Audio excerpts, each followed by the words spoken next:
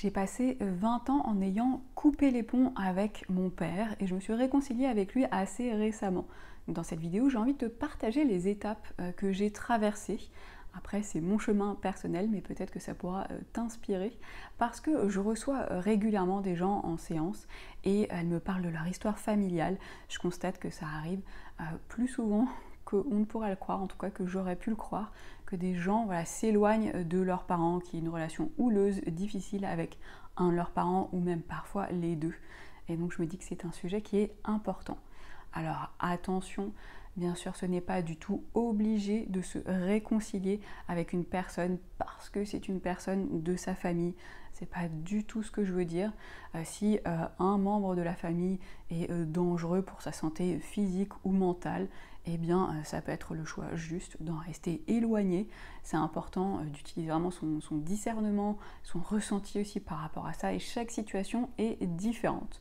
Donc fais ce qui est le mieux pour toi et même fais appel à la justice si tu sens que c'est nécessaire. Voilà, les choses et le cadre soient bien posés. Maintenant, je te pose le contexte. J'ai eu une mauvaise relation avec mon père pendant très longtemps, et ce depuis jeune ado.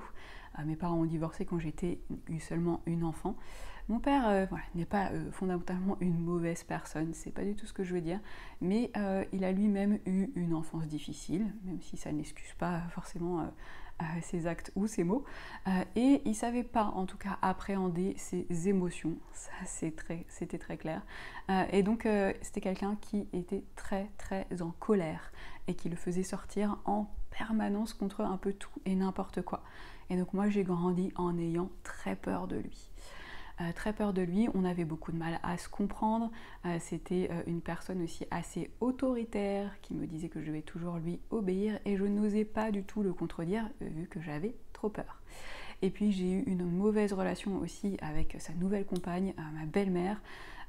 Eux, je trouve qu'ils agissaient un peu comme des grands enfants et ils attendaient que ce soit moi l'adulte alors que c'était moi l'enfant. Tu vois comme ça peut être compliqué.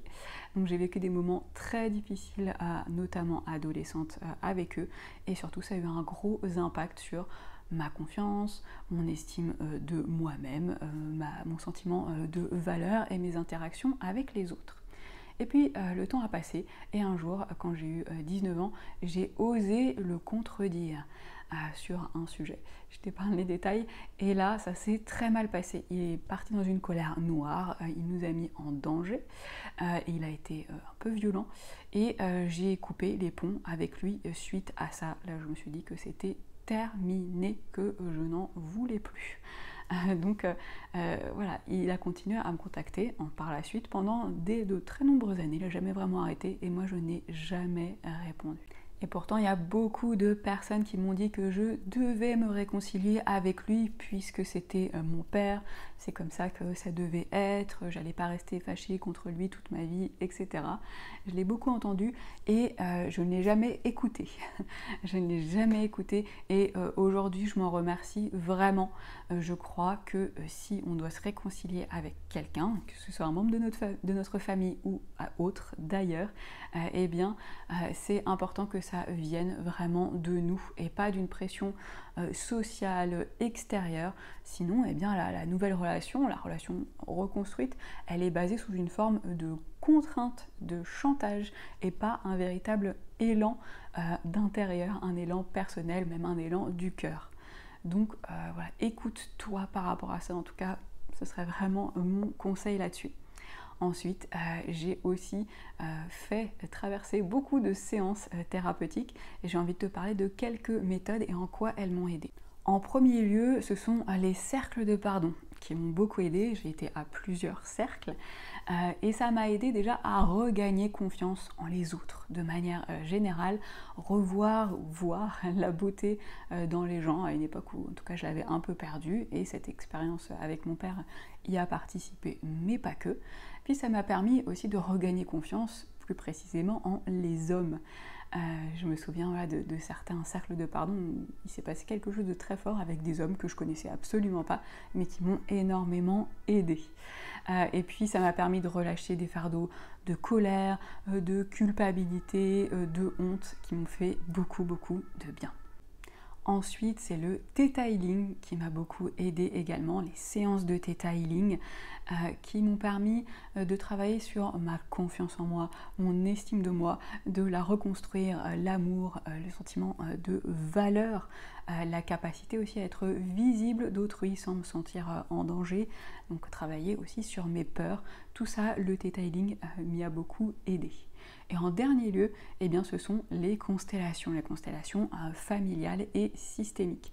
J'en ai vécu plusieurs qui ont été très pertinentes, d'ailleurs sur beaucoup de sujets, mais notamment en lien avec mon père.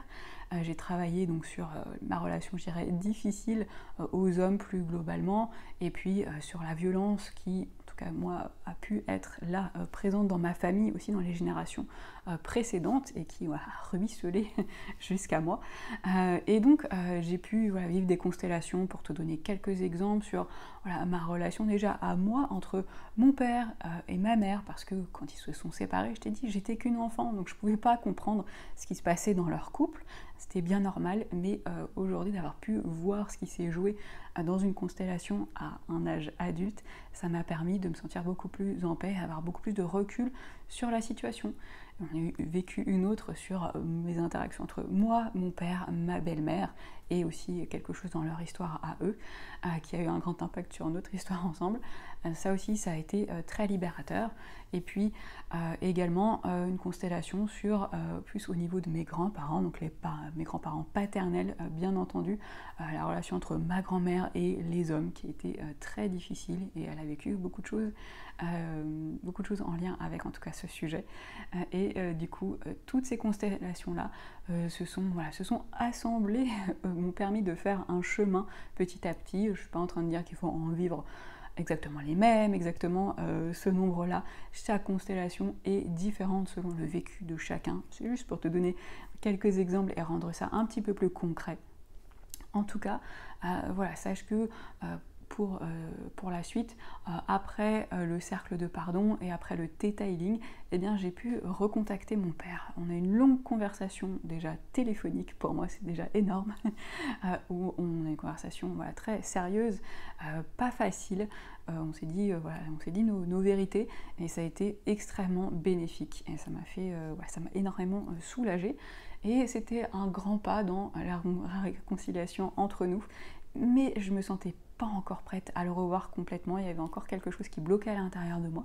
Et les constellations, personnellement, m'ont aidé à arriver jusque-là. J'ai pu donc le revoir. On a déjeuné ensemble, pour tout te dire. Et j'avais plus peur de lui. Et ça, rien que de te le dire, ça me fait beaucoup de bien. Et pourquoi, au final, est-ce que j'ai décidé de me réconcilier avec lui et de le revoir? Tout simplement pour avoir à l'intérieur de moi un sentiment de paix par rapport à ma relation avec lui. C'était aussi un grand challenge personnel et une certaine forme de sentiment d'échec de ma part, de me dire j'arrive pas à dépasser tout ça. J'arrive pas à arriver de tous ces sentiments de peur, aussi de culpabilité, etc., qui m'appartenaient à mon vécu personnel, et j'avais envie que d'arriver à le transformer en un sentiment, je te disais, de paix, de calme, de sérénité. Et puis moi j'aime bien vivre des choses, je vois la vie aussi comme un peu une grande expérience, même s'il y en a certaines qui sont très douloureuses et difficiles. Et bien j'avais aussi envie de vivre cette expérience, parce que tu vois, je t'accompagne, moi aussi je continue à vivre et je continue à évoluer, et pour moi ça fait énormément de sens et c'est important en tant que thérapeute de moi aussi continuer à avancer pour pouvoir mieux t'accompagner. Donc toutes ces motivations-là ont fait que je suis super heureuse d'avoir avancé sur ce sujet et que je te fais ce partage aujourd'hui. Si jamais, s'il y a des choses qui te parlent, qui résonnent, si tu as des questions, tu peux me les mettre en commentaire. Je serai heureuse de les lire.